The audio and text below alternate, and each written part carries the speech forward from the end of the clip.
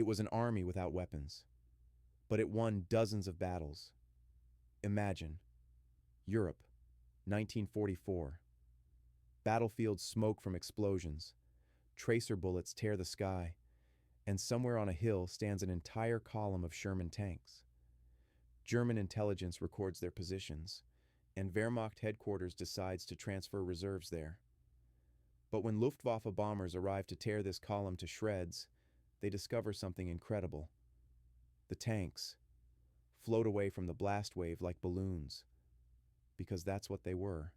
Welcome to the story of the most unusual military unit of World War II, the 23rd Special Headquarters Unit of the U.S. Army, known as the Ghost Army. This is the story of how artists, sound engineers, and engineers deceived an entire German army using paint, fabric, and sound instead of bullets and shells. June 1944. The Allies had just landed in Normandy, breaching the Atlantic Wall, the German fortification system they had thought impenetrable. But the euphoria of success quickly gave way to harsh reality. Hundreds of kilometers of occupied territory lay ahead, dozens of fortified cities, and a million-strong Third Reich army fiercely resisting every Allied move. Every attack cost thousands of lives. Every strategic error could result in disaster. And then the American generals realized, to win, it wasn't enough to simply have more tanks and planes. They had to misdirect the enemy. They had to deceive German intelligence, so it would shift troops in the wrong direction, scatter its forces, and waste time. But how could they deceive experienced German officers, whose intelligence was considered among the best in the world?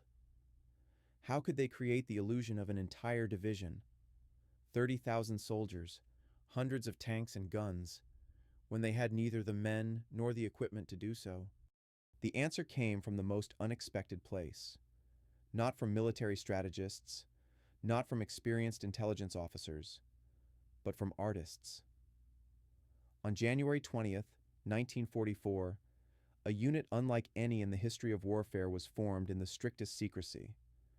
The official name was the 23rd Special Headquarters Unit. Unofficially, it was the Ghost Army. Their weapon was their imagination. Their battlefield was the enemy's perception. Their mission was to be an army that didn't exist. Imagine a war where the main weapon isn't a machine gun, but an artist's brush, where artillery preparation is replaced by the preparation of theatrical sets, where commanders give orders not to soldiers, but to sound engineers and designers. Sounds absurd? But it was precisely this absurd idea that saved between 15 and 30,000 real lives of American soldiers and changed the course of the war in Europe. Now you'll learn how 1,100 creative people outmaneuvered Hitler's war machine without firing a shot. 1,100 men, 82 officers, and 1,023 enlisted men under the command of Colonel Harry L. Reeder. But these were no ordinary soldiers.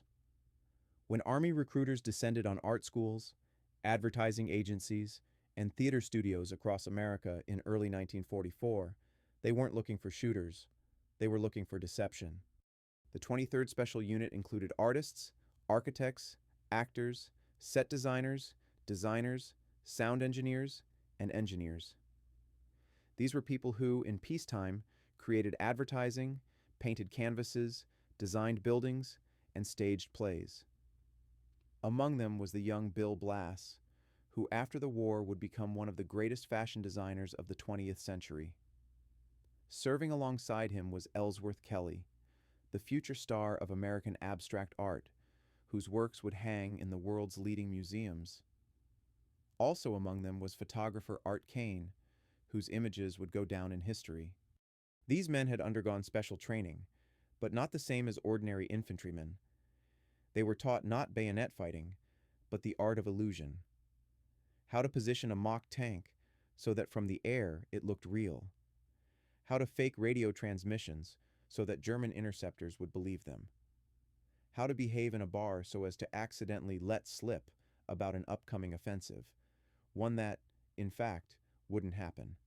The unit was divided into 4 main components: The first was the 603rd Engineer Camouflage Battalion, responsible for creating and deploying physical dummies, inflatable tanks, plywood airplanes, and rubber guns. The second was the 3132nd Sound Company, equipped with special vehicles with powerful speakers and a collection of audio recordings. The third was the Special Communications Company, responsible for fake radio communications. And the fourth was the 406th Engineer Company, which provided security and impersonated soldiers from other units for enemy agents. They had no heavy weapons. Their most powerful weapon was a 12.7mm machine gun, but they had something no other army in the world had: the ability to transform an empty field into a military base for 30,000 people overnight. The ability to make the enemy see what wasn't there. The ability to replace two full-fledged divisions with a single creative genius. The idea arose from British experience. In 1942, during the Battle of El Alamein in North Africa, British engineers carried out Operation Bertram, a grand deception in which tanks were disguised as trucks and trucks as tanks. German Field Marshal Rommel, the Desert Fox, was completely misled about where and when the British offensive would begin. The Americans studied this experience and decided to take it a step further, creating an entire unit specializing in tactical deception. On January 20th, 1944, the Ghost Army was officially formed. First at Camp Forest, Tennessee, then at Camp Pine, New York. They were trained in the strictest secrecy. Many old-school generals opposed the idea, considering it frivolous, a toy.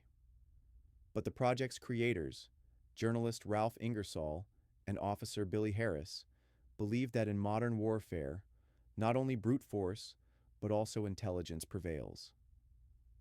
In May 1944, shortly before the Normandy landings, they sailed for Europe.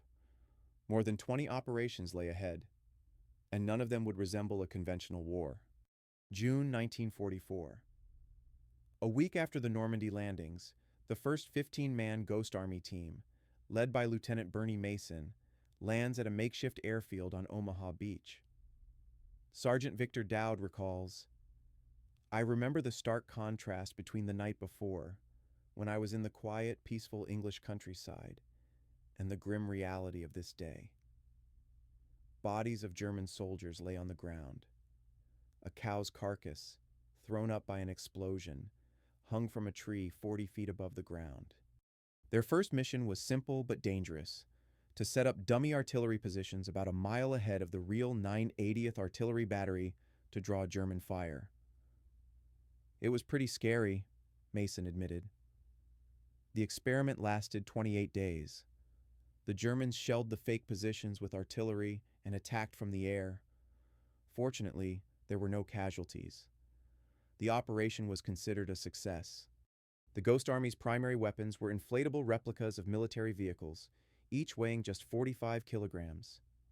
A full-size rubber Sherman tank could be inflated with a compressor in 5 minutes by 2 soldiers. The arsenal included tanks, half-track armored personnel carriers, jeeps, trucks, artillery pieces, and even airplanes. From a distance, especially from the air, they were indistinguishable from the real thing. But creating a visual illusion wasn't enough. The German intelligence officers were seasoned professionals.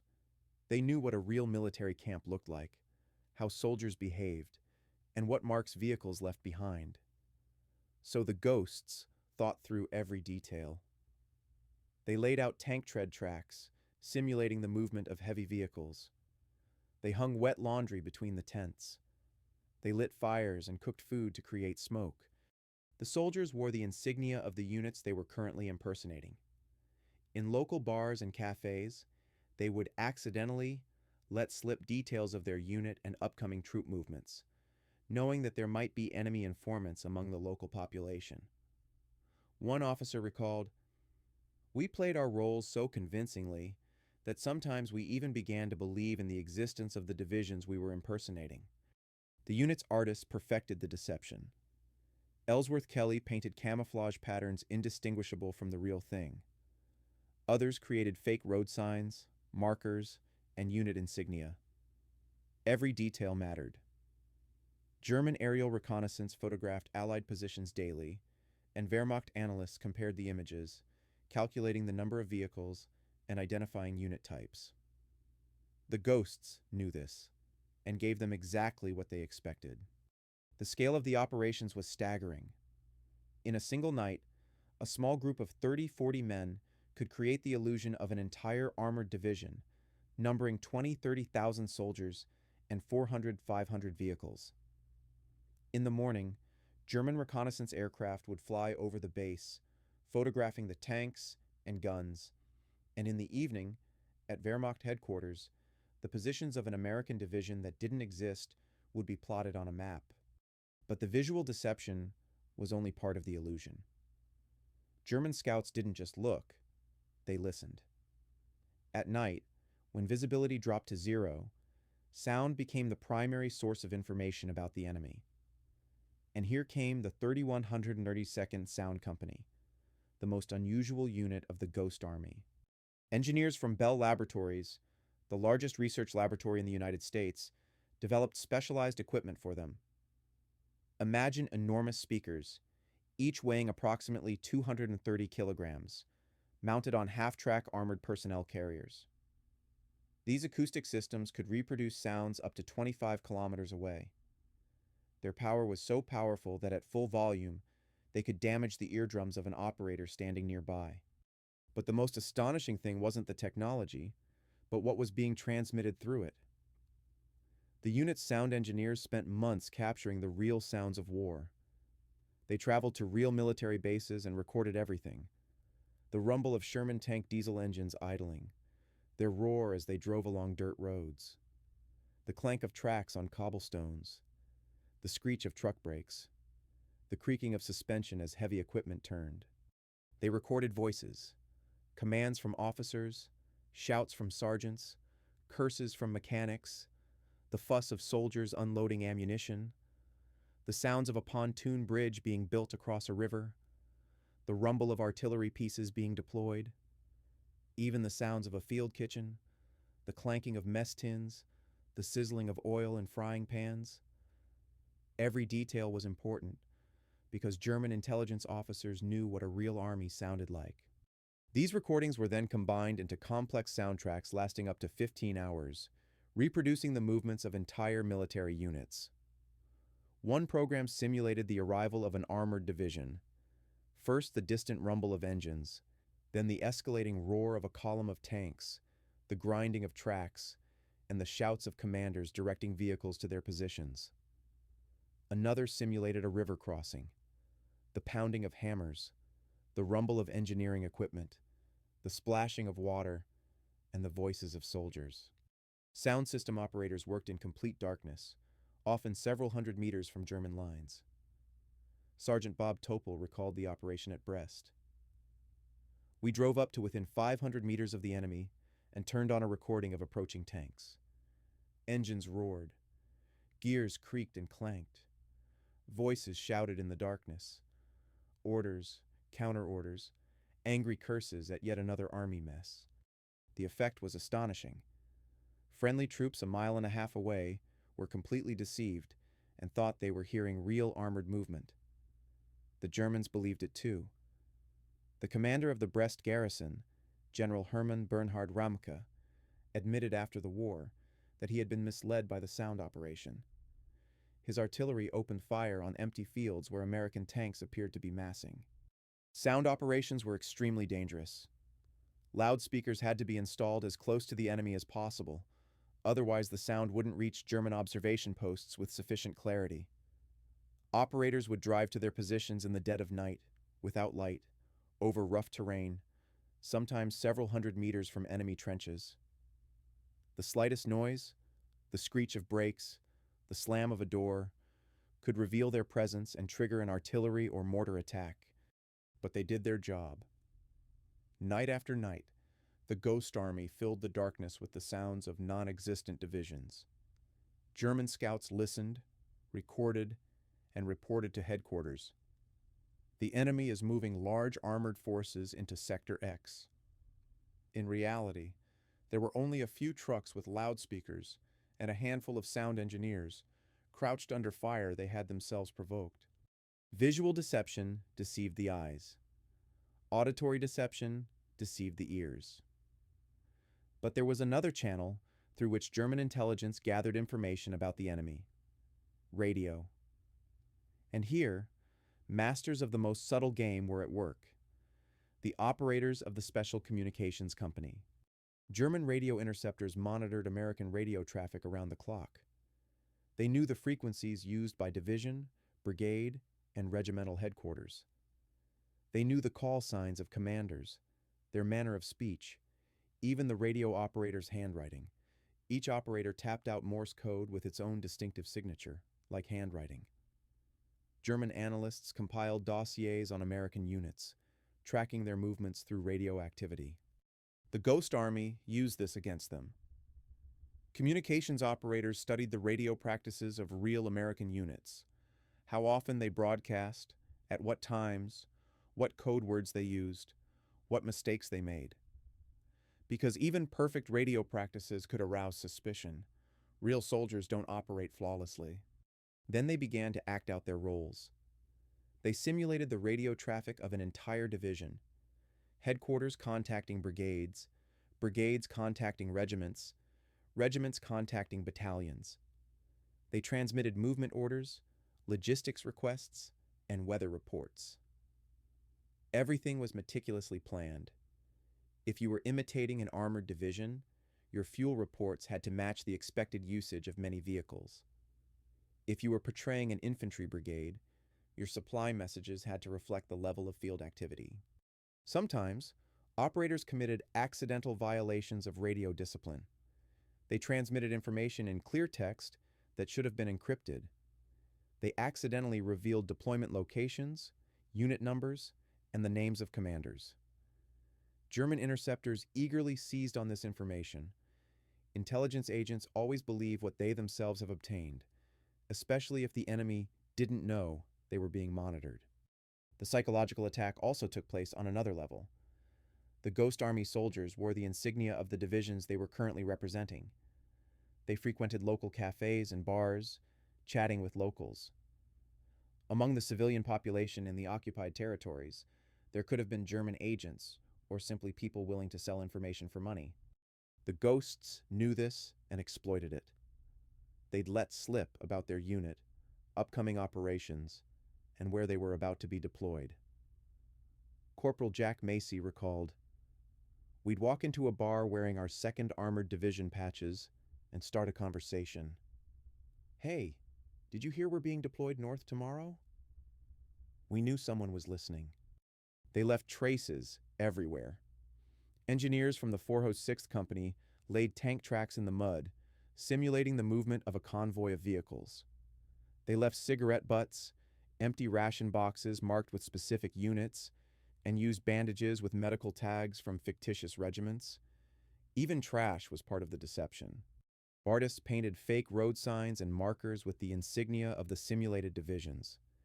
They placed them at intersections, near bridges, and at the entrances to villages.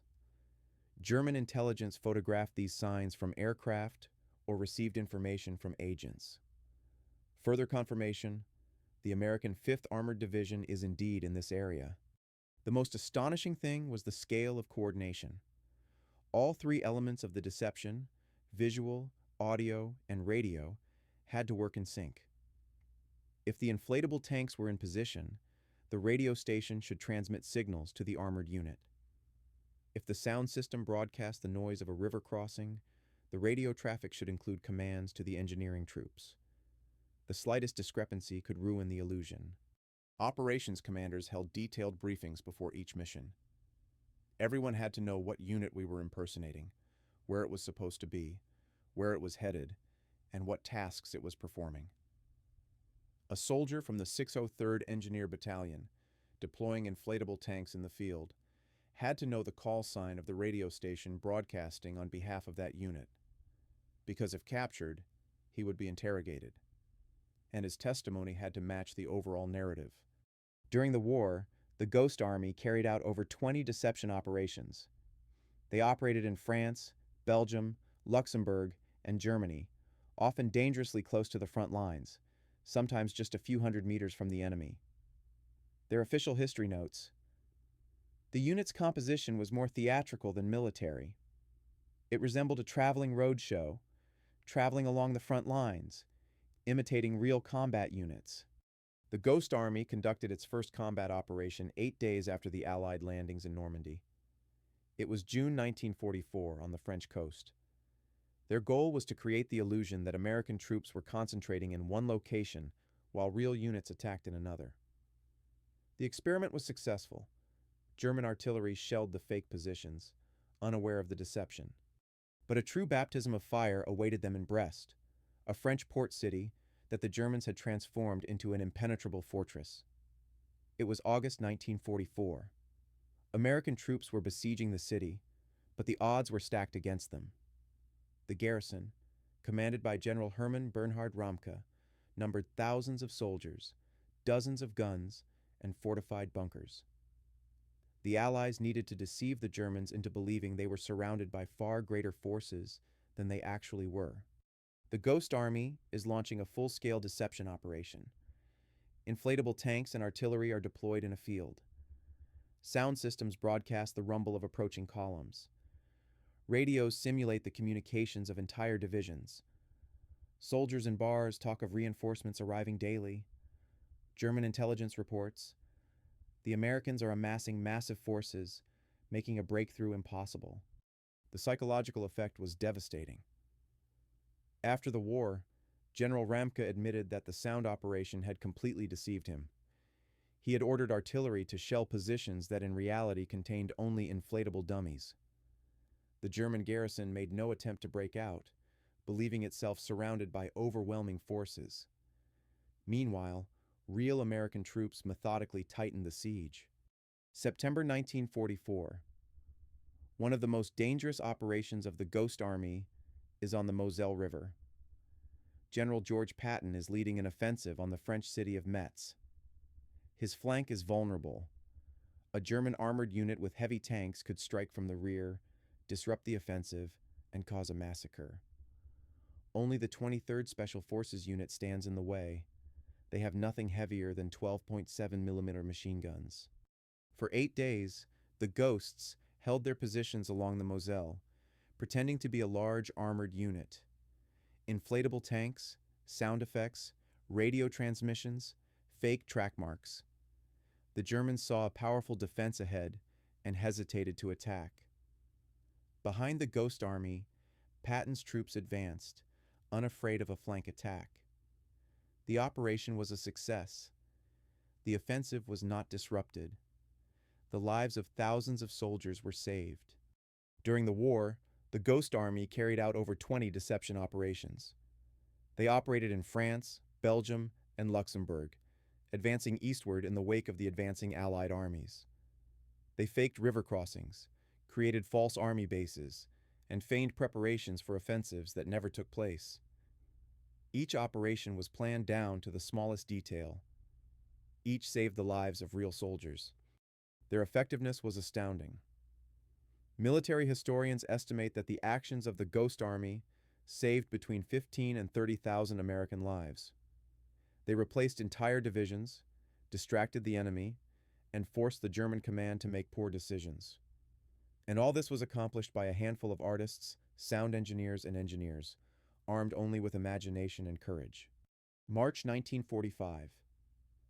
The war is drawing to a close, but the last and most dangerous obstacle lies ahead: the Rhine River. A natural barrier hundreds of meters wide, which the Germans have turned into their last line of defense. On the western bank are the Allied armies. On the eastern bank are the remnants of the Wehrmacht, desperately fighting for every inch of their homeland. General Dwight Eisenhower, Supreme Allied Commander in Europe, is developing a plan. The American Ninth Army, under the command of General William Simpson, is to cross the Rhine at Wesel. But the operation is mortally dangerous. The Germans know the crossing is inevitable and have concentrated a powerful defense in this area. Every minute of delay in open water will cost hundreds of lives. And then Eisenhower turns to the Ghost Army. Their mission is the greatest deception of the war. to deceive the Germans into believing that the 30th and 79th Infantry Divisions are preparing to cross the Rhine 20 kilometers to the south, near the towns of Viersen and Roermond. To distract their attention, to force them to divert reserves, artillery, and tanks in a false direction. To give the real troops a chance to cross and consolidate their position on the other bank. On March 18, 1945, Operation Viersen begins, the largest operation in the history of the Ghost Army. 1,100 men deploy the illusion of 2 full divisions, 30,000 soldiers. The scale is unprecedented. Hundreds of inflatable tanks, guns, and trucks line the western bank of the Rhine. From the air, it looks like a vast army preparing for an assault. The sound systems operate around the clock. The roar of engines, the grinding of tracks, and the commanders' voices carry for tens of kilometers. German observation posts on the other bank hear the Americans building pontoon bridges, amassing engineering troops, and preparing amphibious vehicles for the landing. The radios simulate communications between the headquarters of 2 divisions, coordinating preparations for the crossing. Artists and engineers are working tirelessly. They create fake ammunition depots, medical stations, and command posts. Soldiers in the uniforms of the 30th and 79th Divisions travel to nearby towns, accidentally telling locals about the upcoming crossing. Every detail is carefully considered. Every element works toward one goal: to convince the Germans that the attack will take place here. The German command takes the bait. Intelligence reports. The Americans are concentrating large forces at Viersen. Artillery is being redeployed to this area. Reserves are moving up to the false crossing point. Wehrmacht generals are preparing to repel the American assault, which will never come. Meanwhile, 20 kilometers to the north, near Wessel, General Simpson's 9th Army begins the real crossing. It's the night of March 23-24, 1945. Thousands of soldiers in assault boats and amphibious vehicles cross the Rhine under cover of darkness. German resistance is weaker than expected. The best units have been diverted south, where the Ghost Army has created the illusion of an offensive. By morning, Allied forces have consolidated their position on the east bank. The bridgehead is expanding. Pontoon bridges are being erected under the cover of smoke screens. By the time the Germans realize they've been tricked, it's too late. The Americans have broken through the Third Reich's last line of defense. The path to the heart of Germany is open. Operation Viersen was a triumph for the Ghost Army. Military historians estimate that it saved thousands of American lives. General Simpson admitted after the war that without the deception, the crossing would have been much more costly. The 9th Army Command sent a letter of thanks to the 23rd Special Forces Unit, stating, "Your actions made a significant contribution to the success of the operation and the lives of our soldiers." Warfare through deception sounds safe. But the Ghost Army paid for its operations in real blood. Their work required them to be dangerously close to the front lines, sometimes just a few hundred meters from German positions, because the deception had to be convincing. And it could only be convincing at a distance from which the enemy could see, hear, and observe. Soldiers set up inflatable tanks under enemy sniper fire. Sound system operators turned on loudspeakers several hundred meters from German trenches, knowing full well that artillery would begin shelling these positions within minutes. Radio operators broadcast false signals, risking being detected and exposed to mortar fire. "We didn't know if we'd survive," recalled Seymour Nussenbaum, one of the last surviving veterans of the Ghost Army. "They couldn't see us because we were working at night. But if they had, that would have been the end of us." He landed on Omaha Beach 2 weeks after D-Day, saw the bodies of fallen soldiers, and heard shells whistle overhead. During the war, 3 Ghost Army soldiers were killed and 30 were wounded by shrapnel and bullets. These losses may seem small compared to infantry units, which lost hundreds and thousands of fighters in each battle. But remember, these were artists, sound engineers, and engineers who lacked heavy weapons. Their only protection was a few 12.7mm machine guns. They were on the front lines, but they couldn't fire first, couldn't reveal their presence. Their mission required silence and stealth until the deception was complete. Then, when German artillery opened fire on the false positions, the soldiers could only hug the ground and pray that a shell wouldn't hit their real shelters. The psychological stress was immense. One veteran recalled, "We knew that if something went wrong, if the Germans discovered the deception and sent a reconnaissance detachment, we would be finished. We had no tanks or artillery, only inflatable dummies and our own courage." But they didn't retreat, because they knew their lies were saving thousands of real lives. Every operation they conducted distracted German troops from the real Allied attacks. Every fake tank shelled by German artillery meant that a real American tank somewhere else would remain intact. Every sound effect that misdirected German reserves gave the real troops time and space to maneuver. Bill Blass, the future famous fashion designer who served in the Ghost Army, said after the war, "It was the scariest and most important period of my life. We knew we were doing something unique, something no one had ever done before, and we knew it worked." Command recognized their contribution. After successful operations, letters of gratitude arrived from generals of real divisions that had been able to accomplish their missions thanks to the deception of the ghosts. But the soldiers of the 23rd Special Unit couldn't tell anyone about this. Their mission remained secret even after the war ended. May 9th, 1945. The war in Europe ends with Germany's surrender. The Allied armies celebrate victory, soldiers embrace, cry with joy, and prepare to return home. But for the Ghost Army, the celebration is marred by a strange order: destroy everything. July 1945. The unit returns to the United States. But they cannot tell their families, friends, or journalists about their exploits. Everything they did, every operation, every deception, every soldier they saved, is declared a top-level state secret. Documents are classified, photographs are confiscated, inflatable tanks and sound equipment are destroyed. The U.S. military command decides that deception tactics are too valuable to reveal to potential adversaries. The Cold War is beginning, and American generals are confident that the Ghost Army methods will be useful in future conflicts. Therefore, the entire project is completely classified. Even the very existence of the 23rd Special Forces Unit is erased from official military records. Soldiers sign non-disclosure agreements. They are forbidden from talking about their service to anyone, even their wives, children, or parents. When asked what they did during the war, they answer evasively, "I worked in a special unit," or "I did maintenance," and they remain silent, for years, for decades. Seymour Nussenbaum, one of the last surviving veterans, recalled, "I couldn't tell my wife what I did in the war. She'd ask, and I'd just say it was secret. For 50 years, I kept silent." Another veteran admitted, "Even in meetings with fellow soldiers from other units, I couldn't explain what I did. They'd tell their stories, and I'd sit there and say nothing." Their families couldn't understand why these people were so secretive. Children didn't know where their fathers had served. Grandchildren couldn't write school essays about their grandfather's war. The Ghost Army veterans didn't receive the recognition they deserved. They couldn't even gather and share memories. Every meeting could potentially breach secrecy.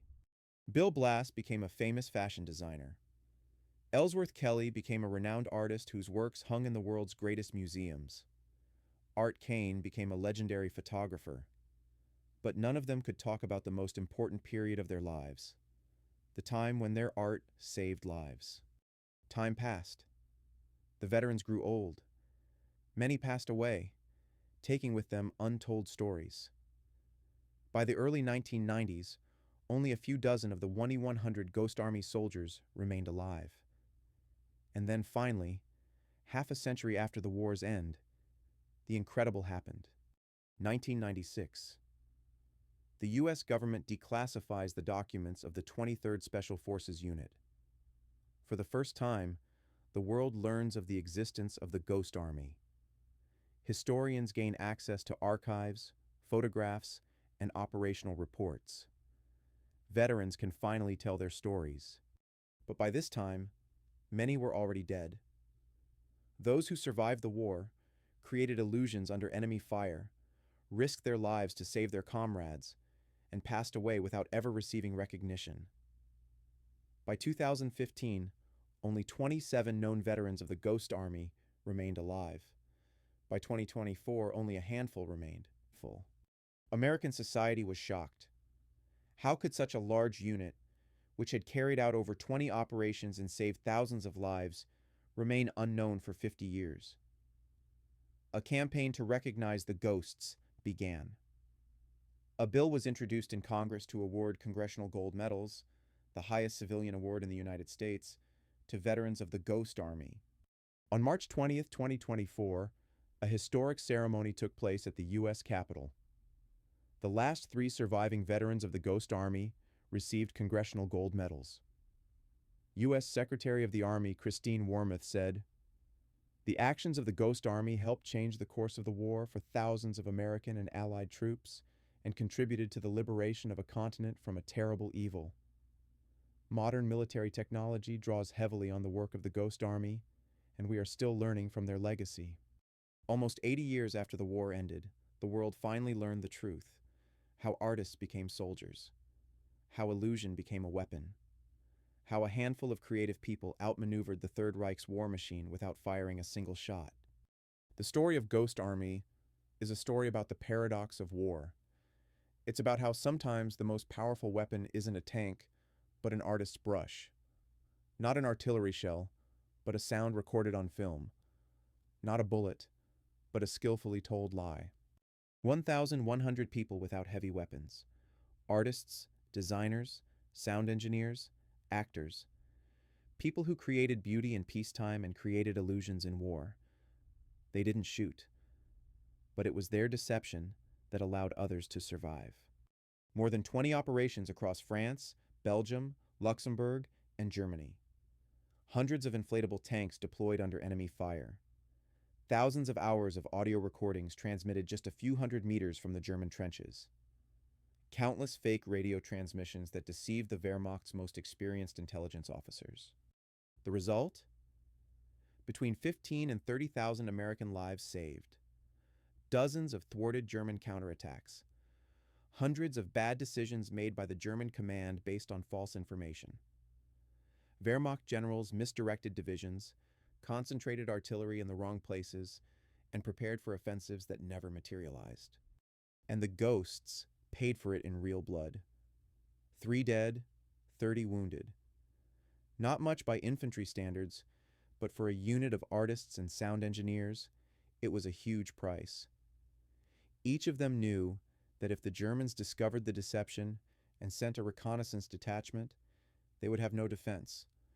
Only a few machine guns against tanks and artillery. But they didn't retreat, because they understood the value of their work. Every operation they carried out saved the lives of real soldiers somewhere else. Every fake tank hit by German artillery meant that a real American tank remained intact. Every sound system operating under fire distracted attention from the real Allied advance. 50 years of silence. Half a century when veterans of the Ghost Army couldn't tell even their loved ones about their exploits. Children didn't know where their fathers served. Grandchildren couldn't write school essays about their grandfather's military exploits. Bill Blass created famous clothing collections. Ellsworth Kelly painted brilliant paintings. But no one knew that their art had once saved lives in war. 1996. Declassification. The world learned of the Ghost Army. But by this time, most of the veterans had already passed away. In 2015, only 27 known veterans remained alive. By 2024, only 3 remained, having received Congressional Gold Medals at a ceremony in the Capitol. U.S. Secretary of the Army Christine Wormuth said something that should have been said back in 1945. The actions of the Ghost Army helped change the course of the war for thousands of American and Allied troops, and contributed to the liberation of a continent from a terrible evil. Modern military technology draws heavily on what the Ghost Army accomplished, and we are still learning from their legacy. The legacy of the Ghost Army lives on. The deception tactics they developed have become the foundation of modern psychological warfare and disinformation operations. Their methods are studied in military academies around the world. The idea that war can be won not only by force of arms, but also by the power of imagination, forever changed the art of war. It was an army without weapons, but it won dozens of battles. These were artists, sound engineers, designers. But they became some of the greatest soldiers of World War II. They didn't shoot, but it was their deception that allowed others to survive. War isn't just about the power of arms. Sometimes it's about the power of illusion. And 1,100 ghosts prove this at the cost of their own blood, decades of silence, and the lives of thousands of soldiers who will never know to whom they owe their salvation. Their story is a reminder that creativity can be a weapon, that an artist with a brush can change the course of a war just as much as a general with an army, that sometimes the most powerful defense isn't a tank's armor, but a skillfully crafted illusion. And that true courage isn't just the willingness to shoot, but also the willingness to stand unarmed under enemy fire, knowing your lie will save someone's life. July 1945. The Ghost Army returns to the United States. For most soldiers, the war ended with victory and the joy of returning home. But for the veterans of the 23rd Special Forces, the return was special. They returned to their true profession: art. Bill Blass, who created fake military bases and simulated the presence of entire divisions during the war, returned to the fashion world.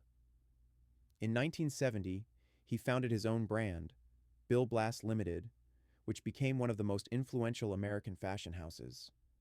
His collections were worn by U.S. First Ladies, Hollywood stars, and European aristocracy. Critics called him the master of American style. But few knew. This elegant designer, who created dresses for social events, had once deployed inflatable tanks on the battlefields of Europe under German fire. He rarely spoke about the war in interviews. Secret regulations prevented it. Only to close friends would he admit, "My years in the Ghost Army taught me the most important thing. Details decide everything. One wrong detail in a military operation cost lives. One wrong detail in a suit ruins the entire look." Ellsworth Kelly, who painted camouflage patterns for fake tanks, became one of the greatest abstract artists of the 20th century. His monumental canvases with vibrant splashes of color hang in the Museum of Modern Art in New York, the Tate Modern in London, and the National Gallery in Washington. Art historians consider him the founder of minimalism and color field painting. In the 1970s, when Kelly was already a recognized master, a journalist asked him about his military experience. The artist answered evasively, "I served in a special unit. We did visual effects." Only years later did it become clear. His military service consisted of creating illusions that saved lives. Art Kane, the photographer of the Ghost Army, made history with his musical portraits. His most famous work is the 1958 photograph A Great Day in Harlem, which features 57 legendary jazz musicians. This photograph is considered one of the most important in the history of jazz culture. Kane shot covers for Rolling Stone, Esquire, and Time. But he too remained silent about the war. His colleagues didn't know that his skill at composition, his sense of framing, his ability to create compelling visual stories were honed on the battlefield, where every wrong detail could cost lives. Hundreds of other Ghost Army veterans returned to their professions. Artists opened studios, designers founded agencies, architects designed buildings, and sound engineers worked in radio and film. Their creative skills, enhanced by their military experience, made them outstanding professionals. But they all bore the burden of secrecy. When asked, "What did you do during the war?" they answered evasively. They couldn't talk about the most important period of their lives. They couldn't share the experiences that shaped them as individuals and professionals. Psychologists who studied Ghost Army veterans after their declassification in 1996 discovered a curious phenomenon. Many of them said their military experience of deception conflicted with their creative principles. As artists, they strove for truth, for authenticity of expression. But in war, their professional skills were used to create lies. However, almost all the veterans agreed on one thing: these lies were justified, because they saved lives. One of them said, "I've spent my entire life creating art to express the truth.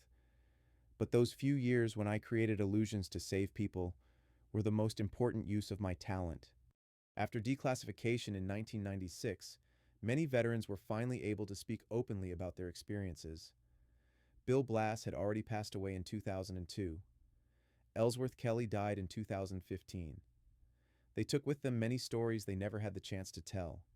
But their legacy lives on, not just in paintings, photographs, and fashion collections, but also in the thousands of lives saved, in the invisible contribution their art made to the victory over Nazism, in proof that creativity can be a weapon, and that an artist with a brush can change history, as well as a general with an army.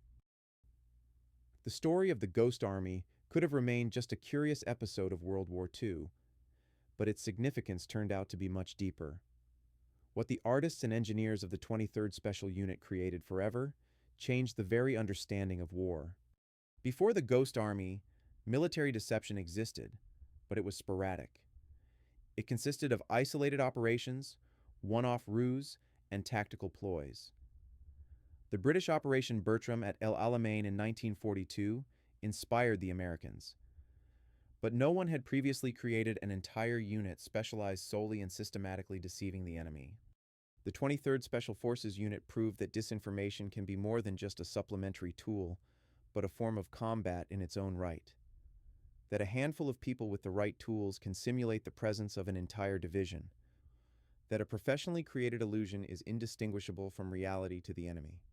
Modern military strategists are studying the Ghost Army's experiences at academies around the world. U.S. Army Secretary Christine Wormuth stated in 2024, "Modern military technology draws heavily on what the Ghost Army accomplished, and we are still learning from their legacy." In the digital age, deception methods have become even more sophisticated. Instead of inflatable tanks, there are digitally simulated radar signals. Instead of sound emitters, there are false heat signatures that fool infrared sensors. Instead of fake radio communications, there are manipulated GPS and satellite data. But the principle remains the same as the artist created in 1944. Make the enemy see what isn't there. Convince them to make the wrong decision based on false information. Win the battle not with force, but with intelligence. The story of the Ghost Army also changed the view of the role of creative people in military conflicts. Previously, artists, designers, and sound engineers were considered rear-line specialists, those who created propaganda posters, documented events, and boosted morale. But the 23rd Specialized Unit demonstrated that creative professionals can be a combat unit. Their skills, attention to detail, understanding of visual perception, the ability to create convincing illusions, proved to be a military asset. Modern armies have learned this. Today, psychological operations, information warfare, and cyber units recruit specialists with creative backgrounds. On March 20th, 2024, the last 3 surviving veterans of the Ghost Army received Congressional Gold Medals, the highest civilian award in the United States. They were over 100 years old. They arrived at the Capitol in wheelchairs, but stood up when the account of their heroism was read. Senator Edward Markey, who sponsored the awards bill, said, "The members of the Ghost Army were creative, original thinkers who used engineering, art, architecture, and advertising to fight the enemy. They proved that intelligence and creativity can be as powerful as tanks and bombs." One of the decorated veterans, 103-year-old Bernard Blumenberg, said in an interview, "We were just doing our job. We weren't thinking about awards. We were thinking about how to save the lives of our guys on the front lines. And you know what? We were good at it." The legacy of the Ghost Army is more than just military tactics. It's a philosophical lesson about the nature of reality and perception. It's about how, in the world of information warfare, the lines between truth and lies, reality and illusion, are becoming increasingly blurred. 1,100 artists, sound engineers, and engineers have proven that in modern warfare, it's not just the one with the most tanks who wins. The winner is the one who best manipulates the enemy's perceptions, the one who forces the enemy to see the world not as it really is, but as they want it to be portrayed. It was an army without weapons, but it changed the very nature of war, and its story remains relevant 80 years later, in a world where information has become the main battlefield and illusion the most powerful weapon.